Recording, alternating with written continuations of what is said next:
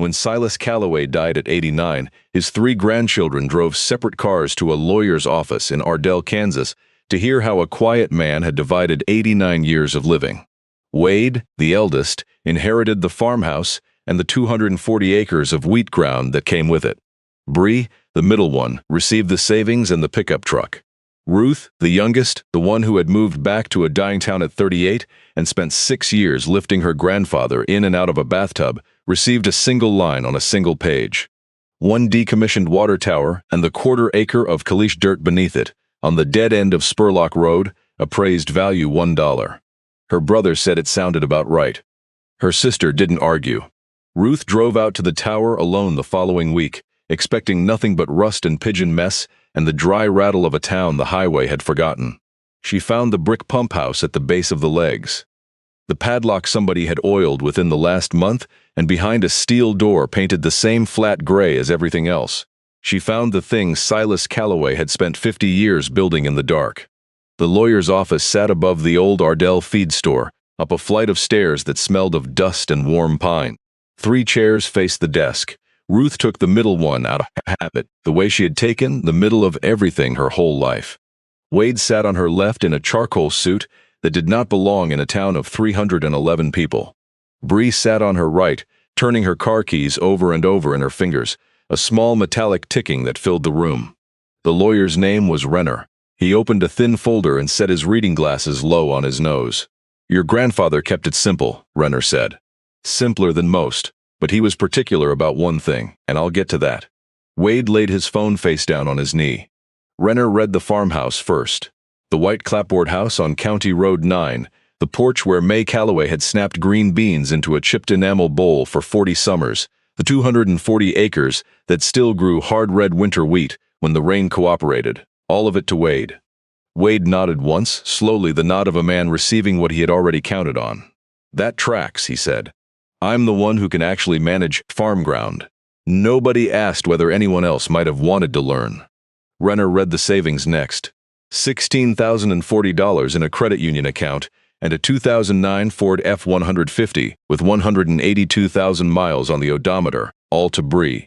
Bree stopped turning the keys. "Okay," she said, and started turning them again.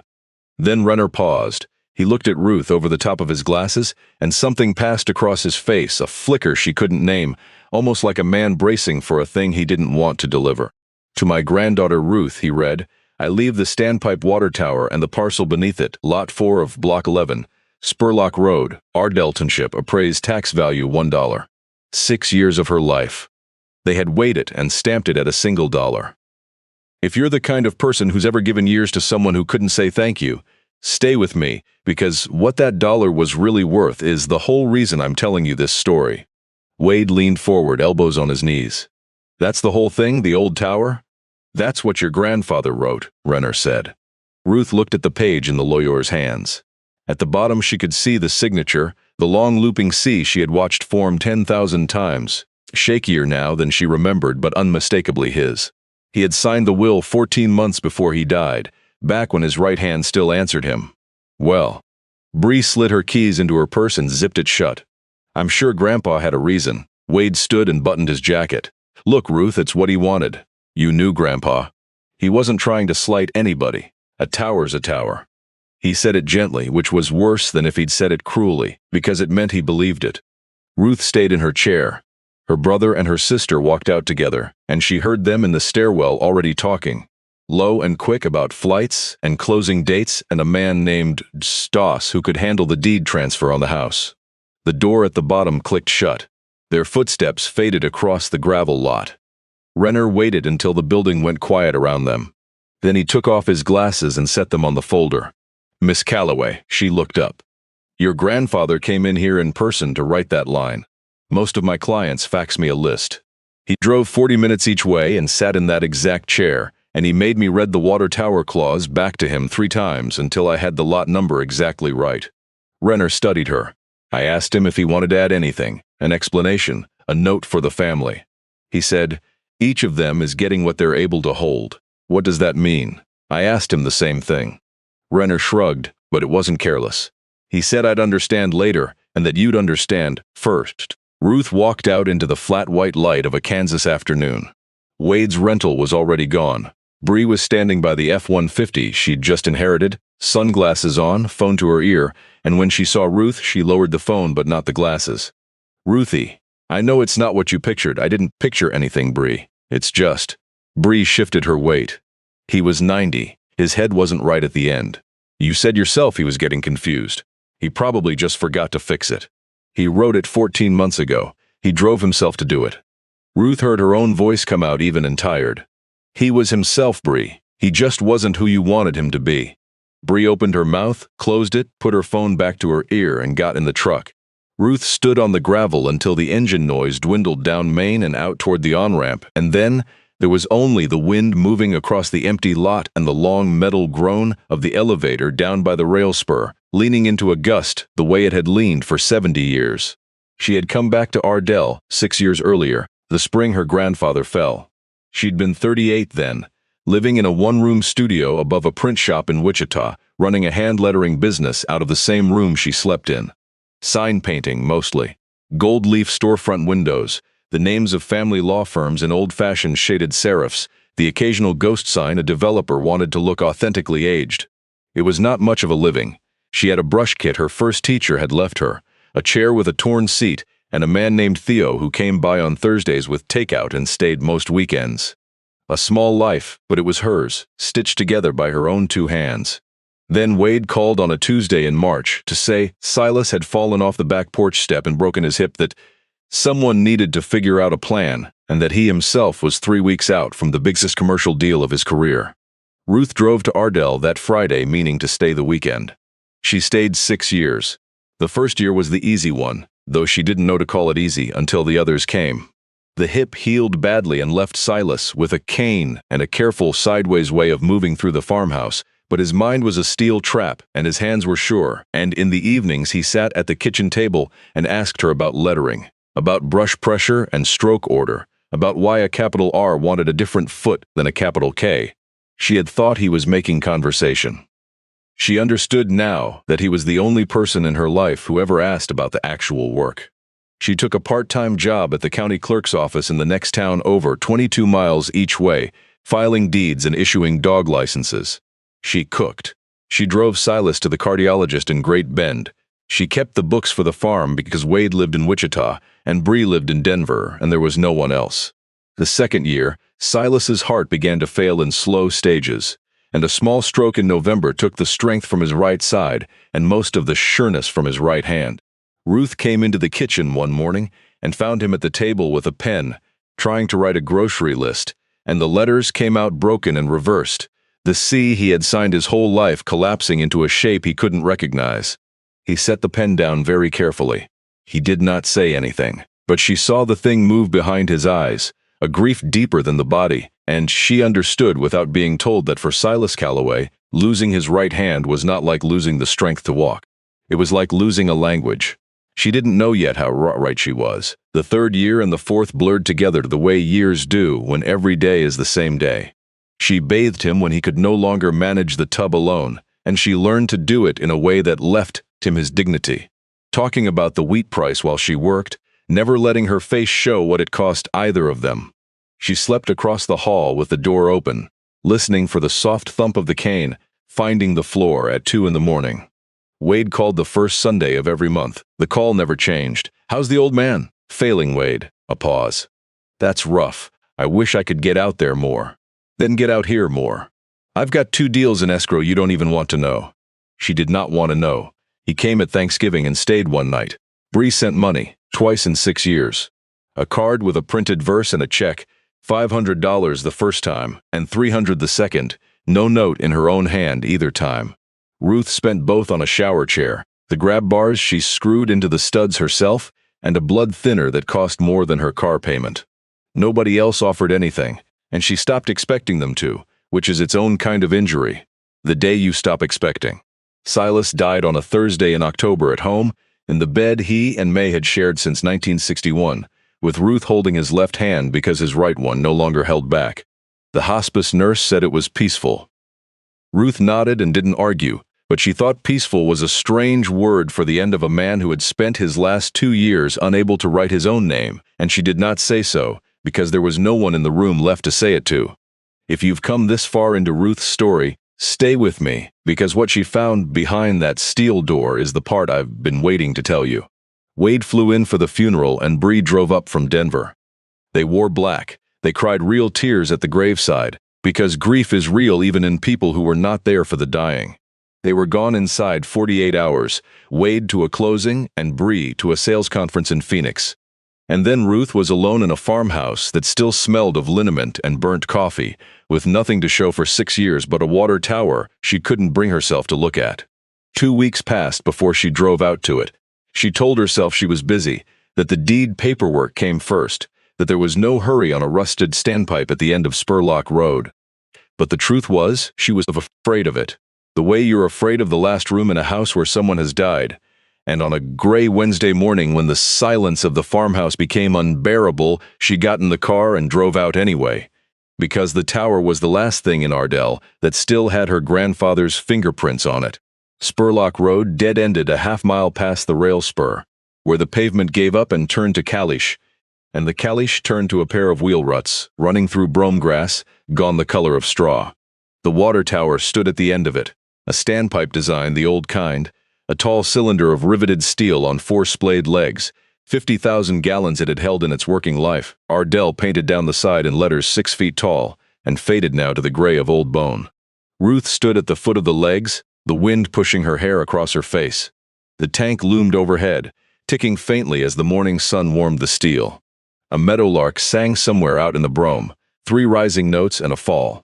The town had built the tower in 1951 and run the whole community off it until 1998, when Ardell hooked into the regional rural water district and it went dry and silent. The county had wanted it down. Demolition would have cost $11,000 the township did not have, and so in 2001, Silas Calloway bought the tower and the quarter-acre under it for $1, on the condition he assumed the liability, and everyone in town thought it the strangest thing the old man had ever done. She had stood here before, she realized. As a girl, maybe 7. Silas used to park the truck in the shade of the legs on Saturday mornings and give her a thermos cup of root beer and a coloring book, then disappear into the little brick building at the base of the tower for an hour, sometimes 2. When he came out, he smelled of paper and ink and the cool mineral closeness of a shut room. "What do you do in there, Grandpa?" "Bookkeeping for the town, mostly." He'd ruffle her hair, boring grown-up stuff. A man needs a quiet place to think. She had believed him. Children believe the rhythms of the adults who love them without ever asking why. It is only later, when there is no one left to ask, that you understand how little you knew. The pump house was 12 feet square, red brick gone soft and rounded at the corners, with a flat poured concrete roof and a single steel door. There was no window. The door had a heavy hasp and a brass padlock, and when Ruth fit the key the lawyer had given her into the lock, it turned with a smooth, oiled click. Somebody had cared for this lock, recently. The shackle had a film of fresh oil on it that came away on her thumb. She pushed the door open and the smell reached her before her eyes adjusted. Not the wet concrete and rust she expected. Paper. Old paper and ink and beeswax, and underneath it the faint mineral cool of a room that the prairie heat never fully reached, the exact smell that had clung to her grandfather's shirt on 100 Saturday mornings. She stood in the doorway with her heart going strange in her chest, and she waited for her eyes to make sense of the dark. The pump and the pipes were gone. Silas had ripped them out decades ago. In their place, he had built a room. The walls were lined floor to ceiling with shelving, plain pine boards he had clearly milled and hung himself, and the shelves were full of boxes. Banker's boxes, shoe boxes, cigar boxes, hundreds of them, each one labeled along the edge in a tight, careful hand and pencil with years. 1971 to 1974, 1975, spring 1980. A long counter ran along the back wall under a hooded work lamp, and on it sat a black Underwood typewriter with the keys worn pale, a green-shaded banker's lamp, a coffee can full of dip pens and pencils sharpened to stubs, and 3 stacks of paper squared so precisely the edges might have been cut by a machine. Against the side wall stood a small wood stove and a battered chalkboard on an easel, and on the floor before the chalkboard, 4 mismatched kitchen chairs, arranged in a half circle, facing it, like a classroom that had let out for the day and would meet again tomorrow. Ruth stepped inside. The concrete floor had a rug on it, a braided oval gone thin in the center where feet had crossed it for 50 years. She walked the shelves, reading the labels, and the dates ran backward and forward through her childhood, and a time before any of them, the whole long span of a man's secret hours. She pulled a box down at random. 1986, the label said. Inside were letters, dozens of them, each one a sheet of carbon paper backed by a tissue-thin copy, the kind you made on a typewriter or by laying carbon under your hand and pressing hard with a pen. She lifted the top one to the light. Dear Tomas, it began in her grandfather's hand. Your mother asked me to write to you because her own eyes are too weak for the small lines now, and she does not want to send you a letter she cannot read back to herself. She says the corn came in good this year, better than the year you left, and that the priest asks after you at Mass. She says you are not to send money. She says it twice, so I am writing it twice. She says to come home when the work lets you and not before, because a mother would rather wait than worry. She made me promise to put down that she is proud of you. I am putting it down, written for Ines Vega by S. Calloway. Ruth set the letter on the counter. Her hands were not quite steady. She lifted the next one and the next. If you've made it this far, do me a favor and subscribe, because what Ruth read in those boxes changed everything she thought she knew about the quiet man who raised her. The letters were all like that, and all different.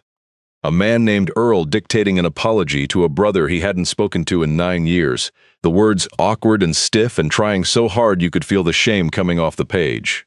A girl asking a soldier to wait for her. A soldier asking a girl to forgive him for not waiting. A widow writing to the bank in Great Bend to beg for 60 more days before they foreclosed on the half section her husband had broken with his own hands, and clipped to the copy a note in pencil. They gave her the 60 days. She made the payment on day 58. Silas Calloway had been the town's pen. For 50 years, the people of Ardell who could not read, or could not write, or could manage a little, but not enough to carry the weight of the words that mattered most, had come down Spurlock Road on Saturday mornings and sat in one of the 4 kitchen chairs and told her grandfather what was in their hearts. And he had set it down for them in clean, plain English, and never told a soul. Immigrants who had crossed 3 borders to cut wheat. Old farmers who had quit school at 9 and carried the secret of their illiteracy like a stone at the chest for 60 years. Wives writing the letters, their husbands were too proud to admit they couldn't. He wrote love letters and death notices and appeals to courts and applications for citizenship, and one, dated 1994, that was nothing but a list of recipes a dying woman wanted written down for a daughter who lived too far to come, so the daughter would have her mother's hand to cook from after she was gone. And it was more than letters. Ruth understood that when she crossed to the chalkboard. Faint under a half-erased lesson, she could still read the ghost of a sentence, written large and simple. The rain is good for the wheat. And below it the same sentence broken into syllables, and below that a row of capital and lowercase letters drilled over and over. The patient repetition of a man teaching grown adults, in the dark, in secret, the thing they had been ashamed their whole lives to admit they'd never learned. He had taught the town to read. Not openly, never openly, because the people who came to him would have died before they let their neighbors see them sounding out a primer at 50 years old. He had given them a room with no window, and a door that locked, where a grown man could fail at the letter B for the 9th time, without anyone watching, and try again. Ruth sat down in one of the kitchen chairs, the way the others must have, and looked at the chalkboard, and cried in a way she had not let herself cry at the funeral. Not for the loss of him, for the size of him. On the counter beside the typewriter sat a row of leather-bound ledgers, 12 of them, their spines worn soft. She opened the first. It was not money, it was names. A name, a date, and a single line describing the work. Ines Vega, letter to son Tomas, Detroit Nov, 1986. Earl Pruitt, apology to brother Roy, paid me in eggs, told him to keep the eggs. Mrs. Stutzman, reading lesson 41, can now read the seed catalog on her own, cried, so did I. Thousands of names. A ledger of a kind no bank has ever held. A precise and dated account of every private burden one man had quietly helped another human being carry, with no charge and no acknowledgement ever sought. At the bottom of the last ledger, in the most recent ink, the entries grew shorter and the handwriting grew worse, the C beginning to collapse the way it had collapsed on the grocery list. And then they stopped. The final entry was dated 2 years before he died. It read only, hand failing, find someone to keep it going.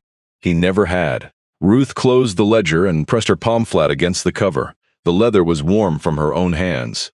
Out past the steel door, the wind moved through the brome and the meadowlark sang its 3 notes and a fall, and she sat a long time in the chair where the town had unburdened itself for half a century, holding the record of it against her chest.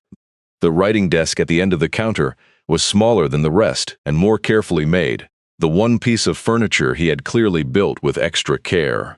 It had a tilted writing surface, 3 dovetailed drawers, small brass pulls. She opened the top drawer. A second key lay inside and a bundle of envelopes tied with brown jute string. The envelopes were not addressed to anyone in town. They were addressed to her, AG 7, Ruth AG 16, Ruth AG 25, Ruth AG 38. 4 of them in his careful hand, the dates of a granddaughter's life written across the front in the same ink as the letters he had written for everyone else. Her hands went still. She untied the string. She opened the first. A single sheet, folded twice. Ruth, you are 7 years old today and you don't know I am writing this because you are asleep in the back seat of the truck with root beer on your chin. This morning you sat outside the pump house. You got bored and you found a flat rock and a piece of chalk in my coat. And when I came out, you had written your whole name on the concrete. All 4 letters. Backward and crooked, but every one of them there. You looked up at me and you said, I made my name, like you'd built a house. Most children learn their letters and forget the wonder of it inside a week. You looked at those 4 shapes like you had pulled them out of the air. I knew right then you and I were the same kind of animal. Happy birthday, Ruthie. Grandpa Ruth set it down. She breathed. She opened the second. Ruth, you are 16 and your mother's you spent own money. The money you earned painting the Dairy King window that summer on a set of lettering brushes from a catalog. Sable hair. $41. She thinks it was foolish for a girl who'll grow out of it. I drove 40 miles to the art store in Hutchinson and bought the same set so that when you grow out of it, like she says, I'll have proof that you didn't. You won't grow out of it. People who love the shape of a letter the way you and I do don't grow out of it. We just get quieter about it. Happy birthday.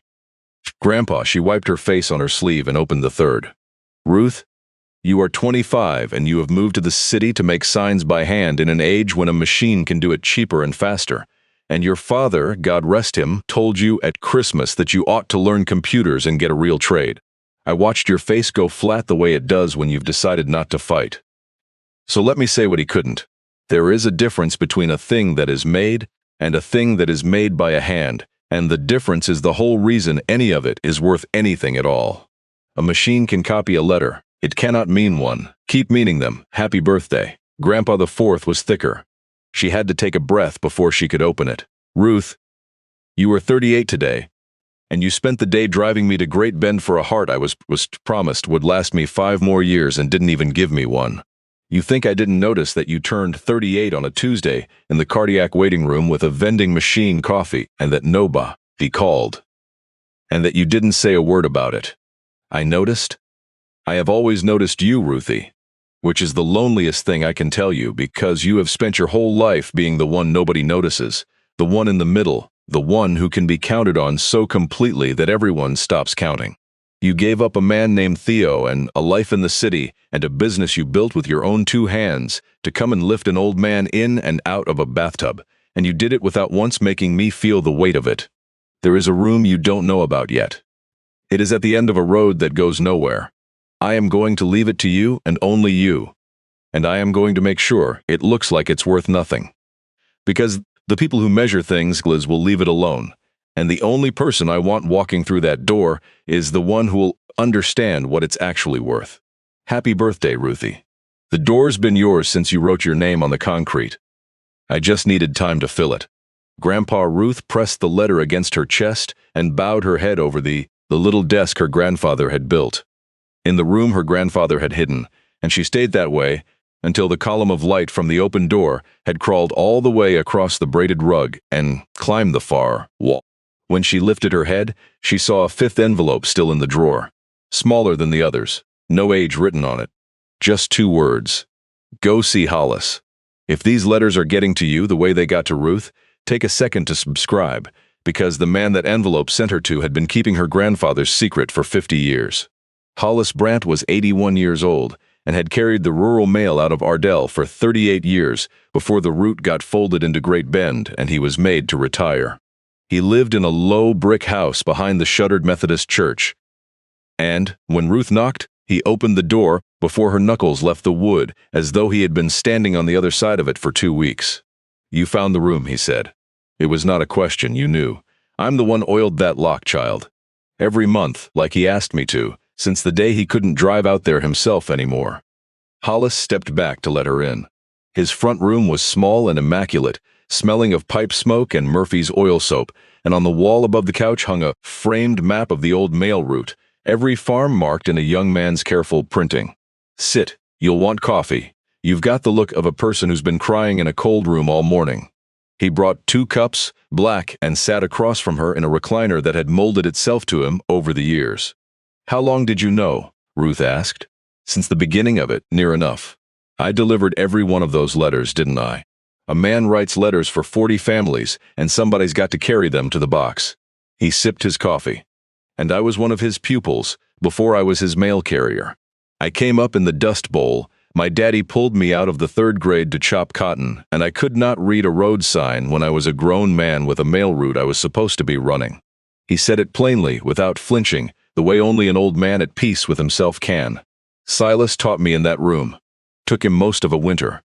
First letter I ever read all the way through by myself was the one my own wife wrote me when I was overseas, that I'd had to ask a chaplain to read me at the time.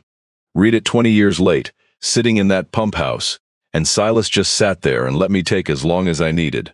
Ruth held her coffee and didn't drink it. "Why did he hide it?" she asked. "A thing like that. Why not let the town know what he did for it?" Hollis was quiet for a moment, turning his cup in his hands the way her grandfather used to turn a pen before he chose the first word.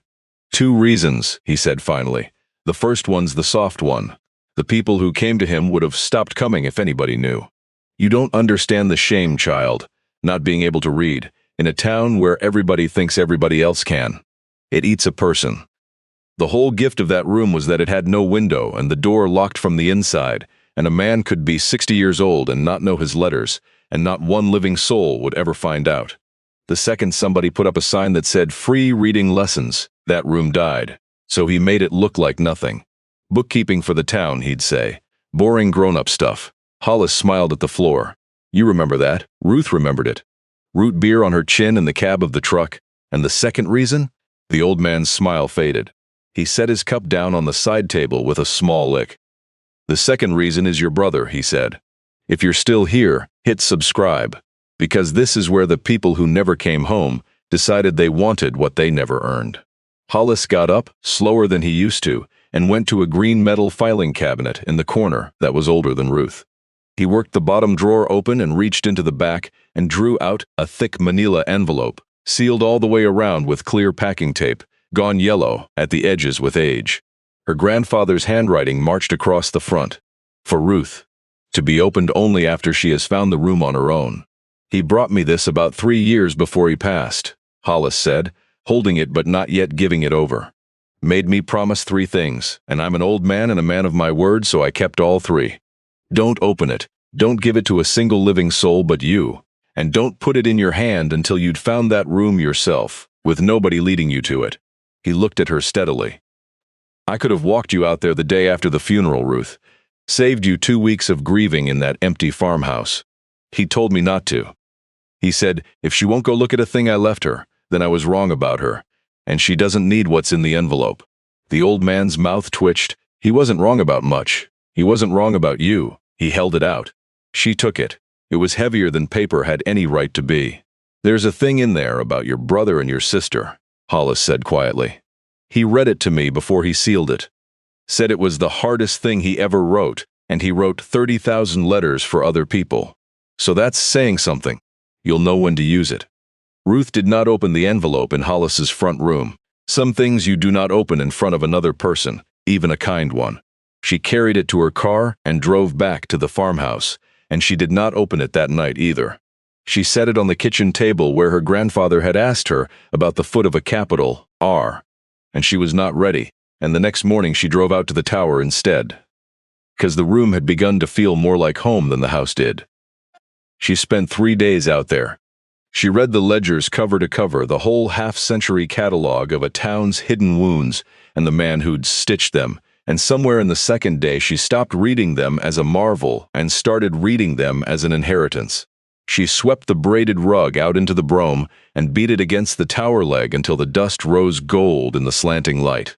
In the bottom drawer of the desk, she found a list in her grandfather's failing hand, names with question marks beside them. Letters left unfinished, and she felt the weight of everyone.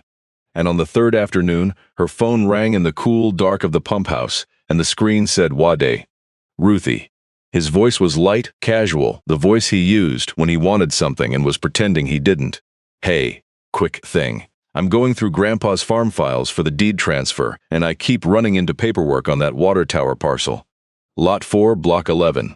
There's a folder this thick on it. A pause that lasted a half beat too long. So what's actually out there?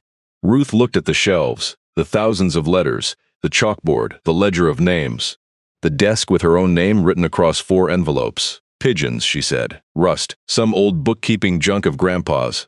Nothing worth the gas to drive out. The line was quiet for a moment. Bookkeeping junk, Wade said. Old ledgers. Tax stuff. You want it? You can come haul it off. No. Another pause.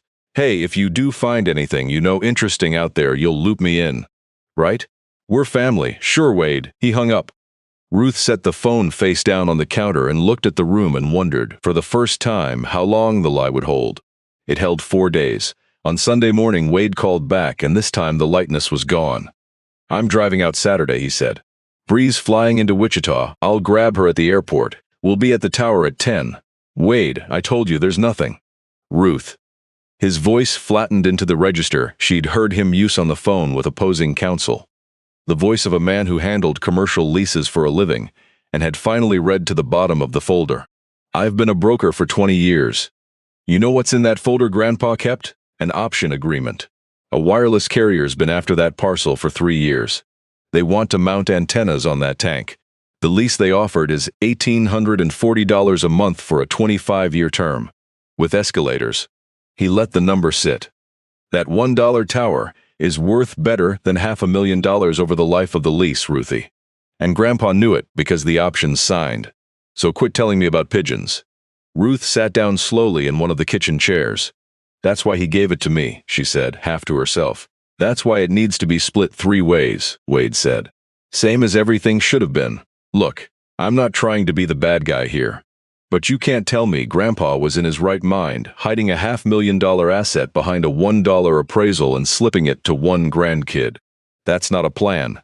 That's confusion. We'll talk Saturday. He hung up before she could answer. Ruth spent Friday night in the pump house in the dark, with the green lamp throwing its small circle of light on the desk. She could lock the door, hide the key, swear there was nothing behind the steel. But Wade would not let it go. Wade had never let anything go in his life. He would hire an inspector, file a petition, demand an accounting of the estate, drag it through the district court in Great Bend until the legal bills outran the asset. He didn't break things. He ground them down. And there was a second thing, a thing she was not proud of, sitting low in her chest like a coal that wouldn't go out. She wanted him to see it. She wanted Wade to stand in this room, under the lessons still ghosting the chalkboard, and look at what their grandfather had built in the dark, with his own 2 hands while his eldest grandson was in Wichita billing $400 an hour. She wanted him to stand inside the actual shape of the man he was about to call confused. Saturday came up overcast and still, the sky the color of unfired clay, the kind of Kansas morning that can't decide whether to rain. If you've made it this far, stay with me. Because what happened when her brother finally walked through that steel door is the heart of everything her grandfather built. Ruth was at the tower by 9:30. She left the steel door standing open and waited in the cool dark, the smell of paper and ink around her, and at 10 o'clock exactly, Wade's rental crunched up the caliche ruts and stopped in the shade of the legs. Bree got out of the passenger side, Wade out of the driver's. He wore a quarter zip and good boots that had never seen a field. Bree had sunglasses pushed up into her hair and her phone in her hand. Morning, Wade said, looking up at the tank, already appraising it, already running the antenna count and the structural load in his head. It's inside, Ruth said.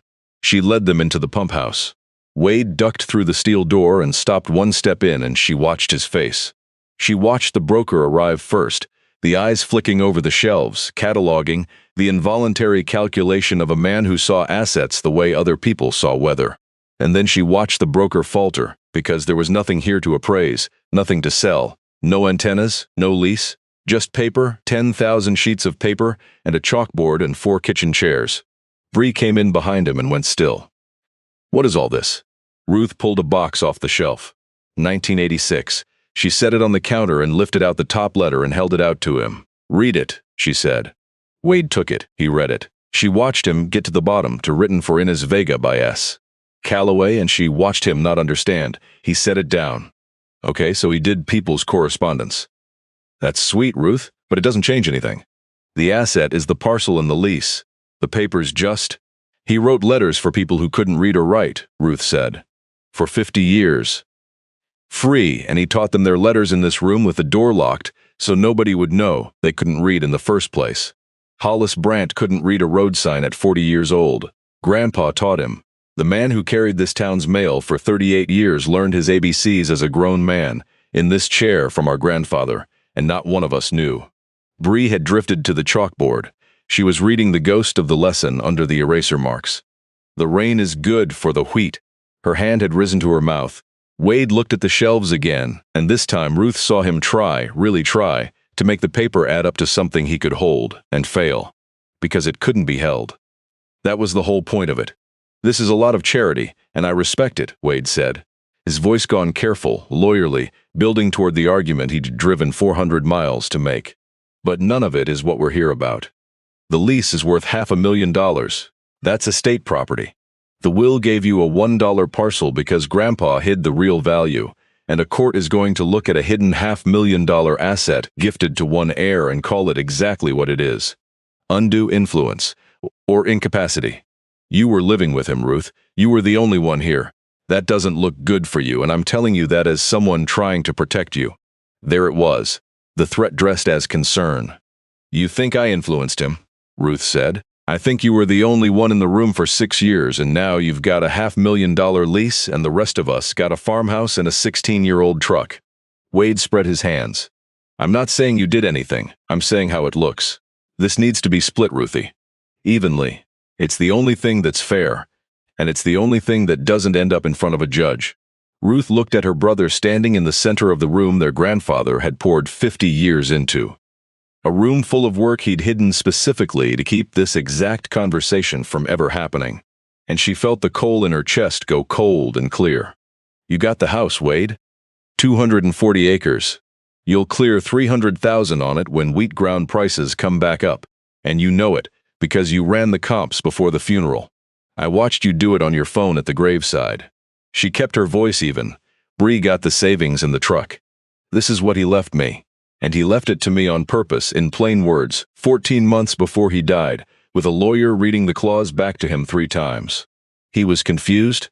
He was the least confused man I ever met. He built this in the dark for half a century and not one of us suspected a thing. Does that sound like a confused man to you?" She stepped closer. "You can't inherit what you never bothered to come look at, Wade.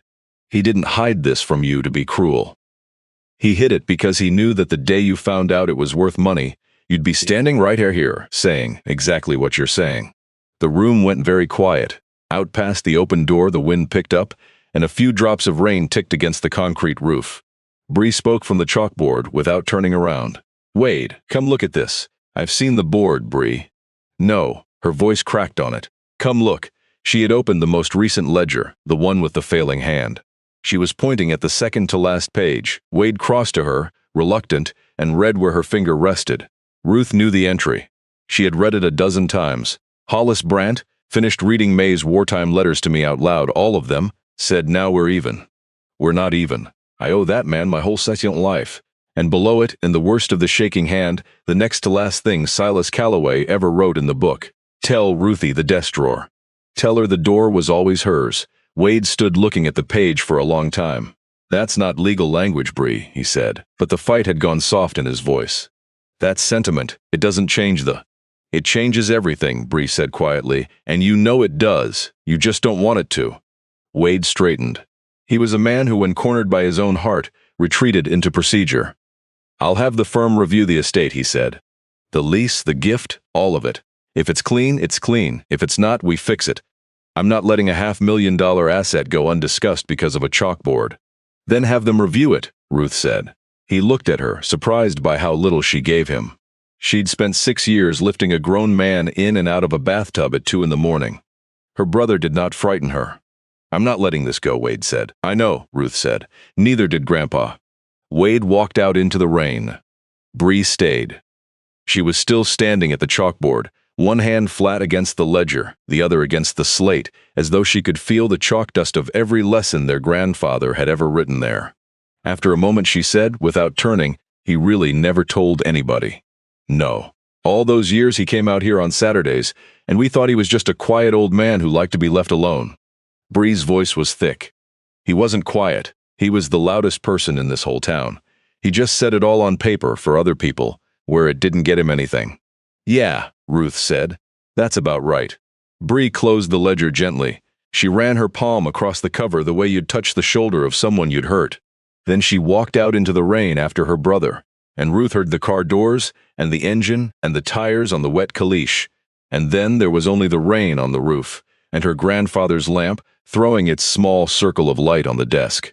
If you've stayed with Ruth this long, subscribe and stay, because what was sealed in that manila envelope is the part that finally set all 3 of them free. Ruth waited 2 more days before she opened the manila envelope. She wanted to be ready, and she was never going to be ready. So on a Tuesday evening she sat at the kitchen table in the farmhouse, with the lamp on and her grandfather's letters to her spread out in front of her like a hand of cards, and she broke the yellowed tape. 3 things slid out: a stapled legal document on heavy paper, a sealed letter with Watt and Bree written across the front, and a third, single sheet, folded once, with her own name on it. She read the legal document first, because she was afraid of the letters. It was a transfer on death deed for Lot 4, Block 11, naming Ruth E. Calloway as the sole grantee beneficiary, recorded with the Register of Deeds, notarized and witnessed, dated 3 years before Silas died. Clipped behind it was the wireless carrier's option and lease agreement and an assignment, signed and notarized the same day, conveying all rights and revenue under that lease to Ruth upon Silas's death, in consideration of services rendered and care given, and in further consideration of her continuing the use of the parcel for the public benefit at her sole discretion. Behind that was a 1-page sworn statement in which Silas attested, before a notary, that he was of sound mind, that he had prepared the instruments freely with the advice of independent counsel, and that he had excluded his other heirs from this parcel with full knowledge and clear intention. The attorney who'd drawn it up was a woman named Pell, out of Hutchinson, 90 miles away, not Renner. Not anyone Wade would think to ask. Her grandfather had spent his last good years making a wall that no lawyer in the world could climb, around a room that looked like it was worth $1. Ruth set the legal papers aside and reached for the sheet with her own name on it. Ruth, if you're reading this, you found the room, and you found the 4 letters I wrote you across your life, and Hollis kept his 3 promises. I knew he would. He's the most honest man I ever taught to read a road sign. I'm sorry I didn't tell you while I was alive. There were 100 evenings I almost did, sitting across that kitchen table from you, while you explained the foot of a capital RR to a dying old man who already knew more about letters than he'd ever let on. I wanted to take you out there and hand you the key and watch your face, but I needed to build the wall first. Your brother is good with leases, and your sister is good with people, and the 2 of them together can talk a judge into most anything, and I have spent 50 years watching what money does to families that were getting along fine until it showed up. So I built the wall before I told you about the house behind it. Forgive an old man his secrets. They were the only kind I ever kept, and I kept them for the right people. Everything out there is yours. The lease will pay you better than $1,800 a month, and it'll go up over the years, and it is more money than you have ever had. And I want you to do one thing with it. I want you to keep the room open. I couldn't keep it going. My hand quit on me, and I couldn't find the right person to hand it to, and the truth is, I was waiting for you, and I was ashamed it took me so long to admit that the right person had been sitting in the cab of my truck with root beer on her chin since she was 7 years old. You make letters mean something, Ruthie. That's the whole job. That's the only job.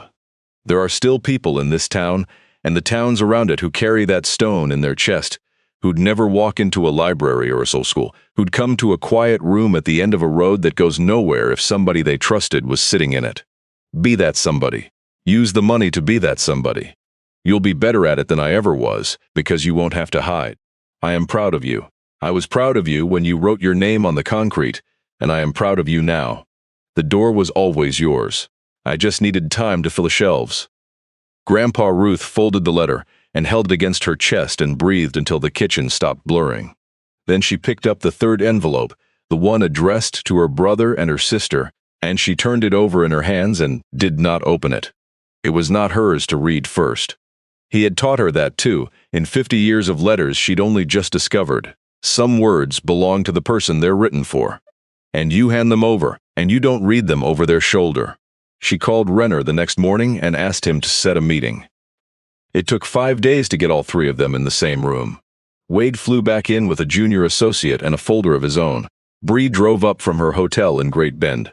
They sat in the same 3 chairs in the same order. Wade on the left, Bree on the right, Ruth in the middle, and Renner laid Ruth's documents on the desk and slid them across. These were prepared by independent counsel 3 years ago, Renner said. A transfer on death deed and a lease assignment, both recorded, both notarized, both witnessed. I've confirmed the recording with the Register of Deeds and the Notary's Commission with the state. They're valid. He looked at Wade over his glasses. The transfer on death deed means the parcel passed to Ruth outside the estate the moment your grandfather died. It was never part of the estate to contest, and the assignment carries the lease with it. There's nothing here to split, Mr. Calloway. There's nothing to challenge. He didn't leave you a loophole. He left you a wall. Wade's associate read the deed twice and then leaned over and said something low in his ear. Ruth watched her brother's jaw work. He read the documents himself, fast, the way a man reads filings he's seen 1,000 of, and then he read them again slowly, and she watched the certainty drain out of his shoulders 1 degree at a time. 3 years ago, Wade said. A different lawyer. In Hutchinson. He drove 90 miles each way so you wouldn't be able to find her by asking around town, Renner said. There was no cruelty in it, just fact. He told me once that you were the smartest of his grandkids. I think he meant it as a warning to himself. Wade set the deed down. He pressed his thumb hard against his temple, the way he did when the world refused to arrange itself the way he'd planned. He set this whole thing up, he said quietly. The dollar appraisal, the hidden room, the deed. He made it so there was nothing any of us could do. He looked at Ruth, and for the first time since the first reading of the will, there was something underneath the calculation. Something younger and more wounded. Why? Why would he do all that just to keep us out? Ruth reached into her bag and took out the third envelope, the one with Wade and Bree across the front in their grandfather's hand, and she set it on the desk between her brother and her sister. He didn't do it to keep you out, she said. He did it to keep the room safe. There's a difference. He wrote you this. It's the last thing he ever wrote you. I haven't read it. Bree reached for it first. She slit the flap with her fingernail and unfolded 2 sheets, covered front and back in the careful hand, and she read the first lines aloud, her voice unsteady, and then she stopped reading aloud and read the rest to herself with her lips barely moving, and when she finished she passed it to Wade without a word and put her face in her hands. Wade read it. Their grandfather had written the way he always spoke, plainly without raising his voice, the same hand that had set down 10,000 other people's hardest words now setting down his own. He told them he loved them, at the top and at the bottom, those 2 lines bracketing everything in between. He told them the truth in the space between. He wrote that he had called Wade the first Sunday of every month for 6 years, and that Wade had answered about half the time and talked about escrow and a car he was thinking of buying, and that when Silas told him his grandfather's heart was failing, Wade had said, "That's rough," and gotten off the phone. He did not editorialize. He just set it down and let the words stand. He wrote that Bree had sent 2 checks in 6 years, totaling $800, and that Ruth had spent both of them on a shower chair and a blood thinner, and that he was grateful for the $800 and would not pretend it was the same as the 6 years. And then he wrote about Ruth.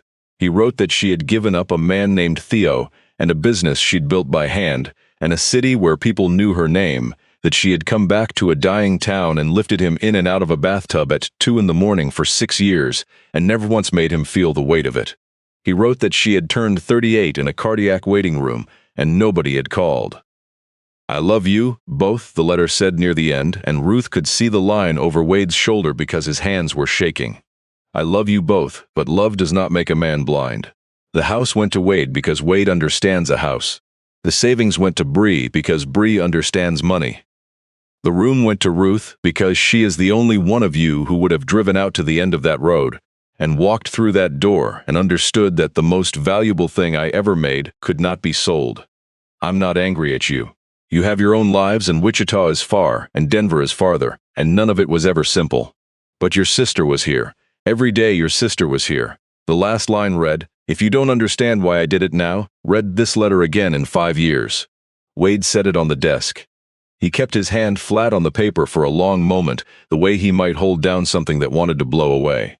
He stared at the wall behind Renner's head, and when he finally spoke, the lawyer was gone out of his voice entirely. He knew, Wade said, the whole time. He saw exactly what we were, and he wrote, "I love you both anyway." He looked at Ruth. "I'm not going to challenge it. The deed's clean." He stopped and started over, because the deed was not the reason, and he knew it. "I should have come home, Ruthie." "Yeah," Ruth said. "You should have." He nodded once. He stood and buttoned his quarter zip out of pure habit, the same gesture he'd made before every argument he'd ever delivered, and then he seemed to realize he had no argument left to deliver, and his hand fell away. He looked at her for one more second. Then he walked out, and his footsteps on the stairs were slower than they'd been the first time, and the associate scrambled to gather the untouched folder and follow him. Bree stayed in her chair. She wiped her face with the heel of her hand and looked at her sister.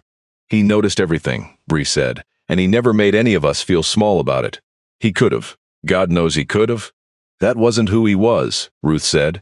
Bree reached over and took Ruth's hand on the armrest and held it, hard, for a few seconds, and then she let go and gathered her purse and walked out, and Ruth heard her crying quietly all the way down the stairs.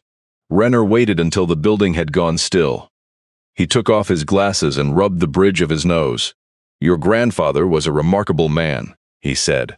"He wrote letters for people who couldn't write them, and he taught the ones who couldn't read," Ruth said. "He'd want you to put it that plain." Renner smiled for the first time since she'd known him. Fair enough. The wireless carrier's first lease payment landed in Ruth's new account on the 15th of the following month. $1,840.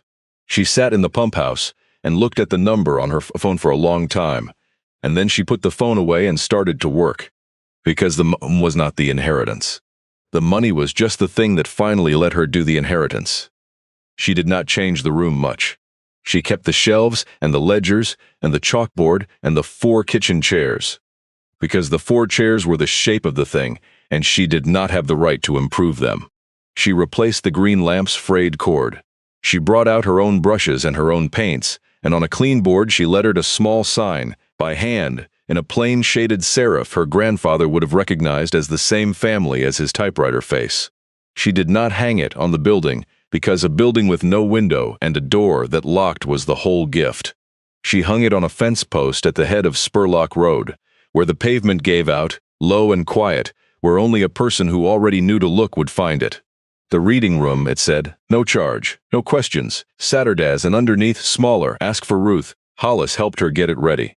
He brought a percolator and a card table and a box of primers from the closed Methodist church basement, and he mounted a coat hook by the door with his own arthritic hands, and when she tried to pay him for the time, he waved her off the same way her grandfather used to wave off the eggs and the loads of split firewood people tried to give him.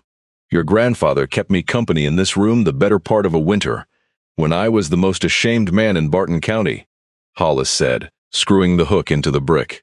I owe him more than a coat hook. You're going to take what I can't give him back and give it to somebody else.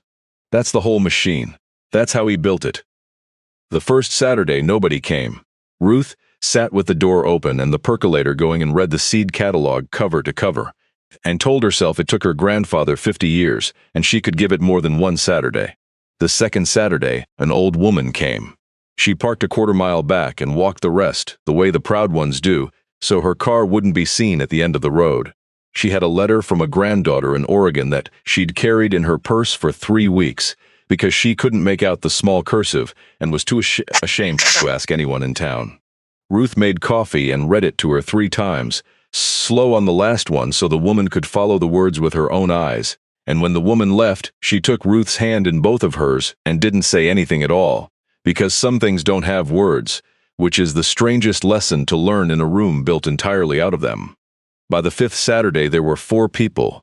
By autumn, there were 9, and Ruth was running 2 sessions, and Hollis sat in the corner correcting her chalkboard hand when she got lazy with her descenders. People came to write letters and to read them, and people came who couldn't read at all and would have died before they admitted it anywhere with a window, and Ruth gave them the room with no window and the door that locked and the certainty that not one soul would ever know. She watched grown men and women sound out a primer for the first time in their lives and weep over it, and she understood, finally and completely, what her grandfather had meant when he wrote, "Tell her the door was always hers." The young man came on a Tuesday in November, which was not a Saturday, which meant he'd asked someone, which meant he'd worked up the nerve. If you've stayed with Ruth all the way to here, subscribe before this last part, because this is where her grandfather's 50 years finally became hers. He was maybe 26. He stood in the doorway with a baby carrier in one hand, a sleeping infant strapped into it, and a piece of mail in the other, holding the mail the way you hold a thing that frightens you. He wore a feed store cap and a canvas coat torn at the cuff, and he had the braced posture of a person used to being asked for documents he couldn't fully read. "Saw the sign on the fence," he said. "It's not Saturday. I know it's not Saturday, He looked at the baby. "I got a letter from the county. About the WIC, about my daughter's appointments, and I can read some of it. But there's a part I keep getting wrong, and they keep sending it back. And I don't want to bring her to the clinic on the wrong day again. She's got the ear thing."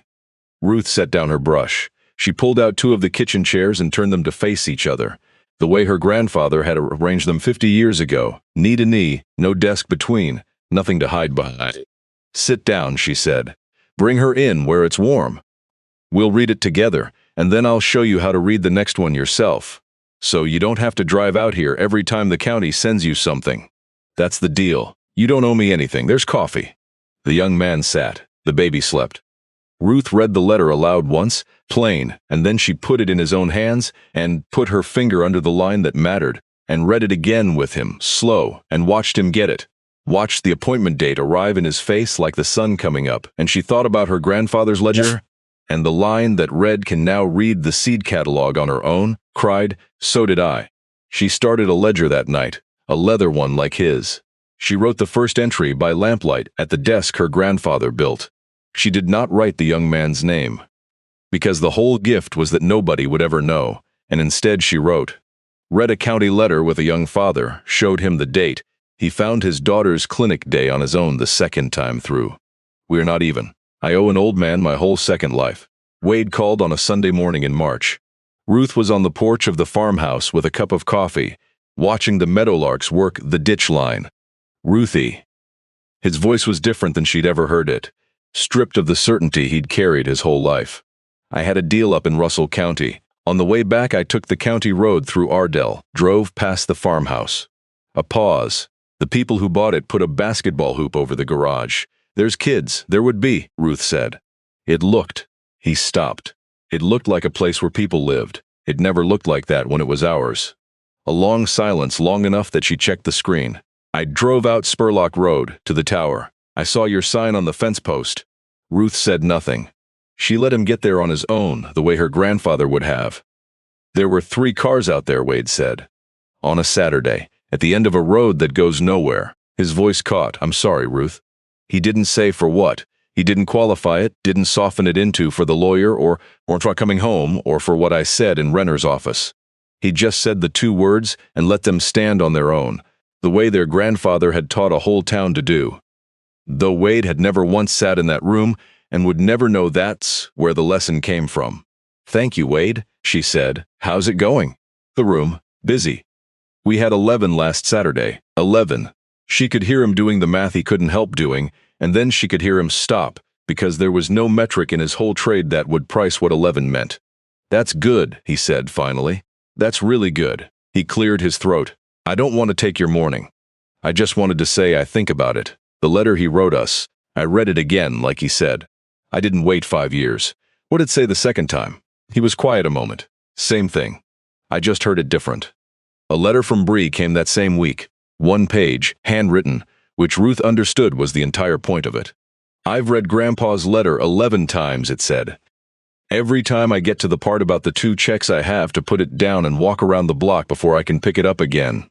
2 checks? 6 years. I think I always knew it wasn't enough. It was just easier to write a check than to drive home and sit with a man who was dying one Sunday at a time. You did what I couldn't, or what I wouldn't, which is worse. I'm not asking you to forgive me.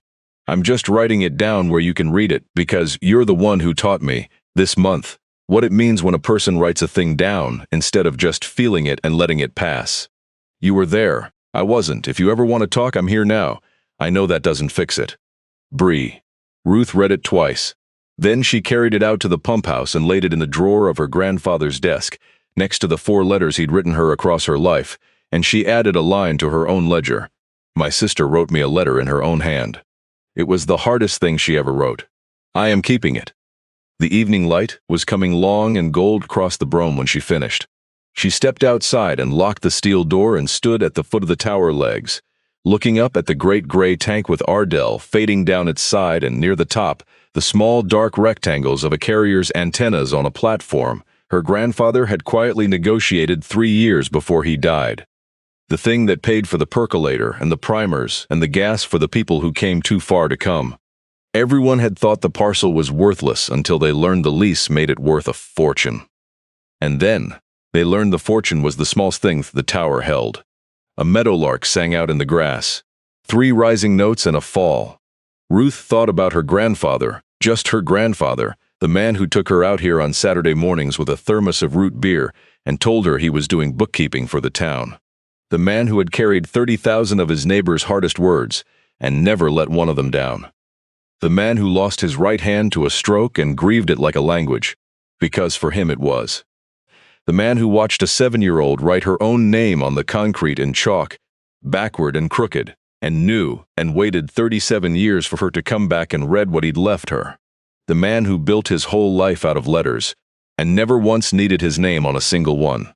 She got in her car. The lease money would come on the 5th, the way it always came now, and she would spend it the way he asked her to, and the room at the end of the road that went nowhere would be open on Saturday, the way it had been open for 50 years before her, and would be open, if she had anything to say about it, for 50 after. She drove back toward town under a sky going purple at the edges. Behind her the tower stood against the last of the light, holding nothing anymore that anyone could measure, and the wind moved through the dry grass at its feet, steady and patient and asking for nothing, exactly the way he always had.